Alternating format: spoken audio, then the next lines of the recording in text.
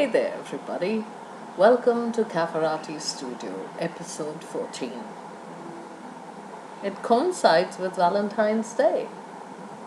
Yes, I know Valentine's Day is over, but we took some time to filter our thoughts on love or hating on love. Some of us love the hearts and the chocolates and the shosha that goes along with it, but some of us just can't stand so much attention given to one emotion. So we hate on it. So this episode is all about love hate, or should I say, hate love? Enjoy.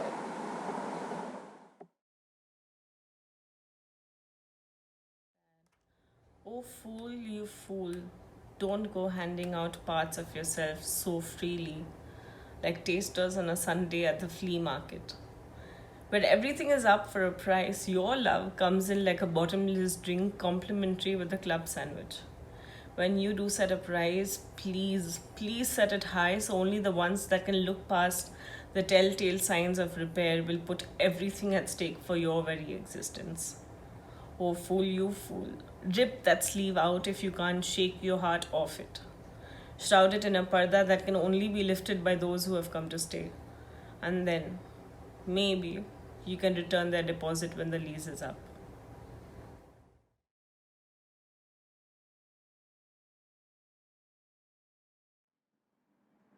No, not the world, not the alcohol. Love, my friend, drowns us all. It seeps in when no one is looking. It wreaks havoc with our mind. You thought you were the serious sorts, but now a blooming daisy, laughing at the slightest, connecting absent dots. No, try and throw up the spill, that pink shiny one. It'll wreck your stomach and not stop at it. It'll wreck your being and not stop at it. You get what I mean? Don't fall for the serenade.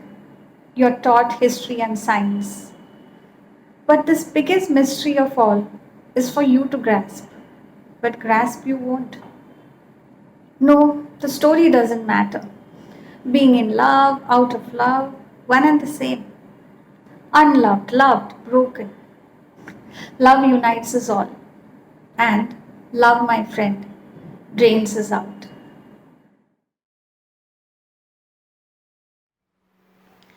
Go to hell. Pink, not red, is the color I shall wear. As a pub going loose woman, you say that I am. In the biggest democracy around the world, will you still infringe on my private land? Go to hell. Go to hell, you bully old man. You can't ruffle me. I'm tough, don't you dare. Whiskey, rum, I shall share with my friends. I clap for boozers who dare to bear. I'll hold his hand and peck his neck. I'll call my Valentine on the backyard of a tent. It's a day for you to hide your skin. If you peep from a window, you'll face pepper can.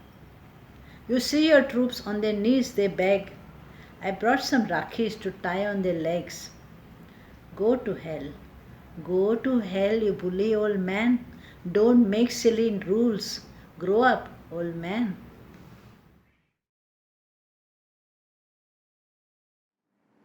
Love. Love can look like an uneaten cake, a forgotten birthday, an unanswered call. Now you might think, oh, love is everything. Go on, smile a little. But well, this isn't that bubbly poem telling you how wonderful love is. Blind it is, wonderful it isn't. Love is a bit of this, a bit of that. This isn't that teeny emoji message either. That's all too perfect. In fact, love never claimed to be anything. But you always wanted the ideal. Love can feel like a throbbing pain. In the heart? No, in the ass. Love isn't perfect. It's in the flaws, in the everyday. Love is your mother? Oh, please. Love is a passing thought. You think you've got it, but it slips. It flutters its eyelashes, you say, like a fluffy kitten. Love isn't that cute. Love isn't that kind. It's neither gentle nor naive. Temperamental? Yes. Flimsy dick? Oh, yes. Love smells of armpits. A ton of bad excuses. It's the long burp when no one is watching.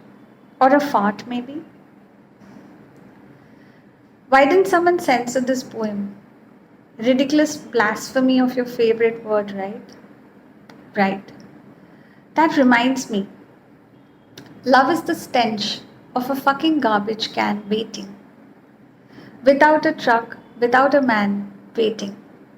Love, my darling, is nothing but trash.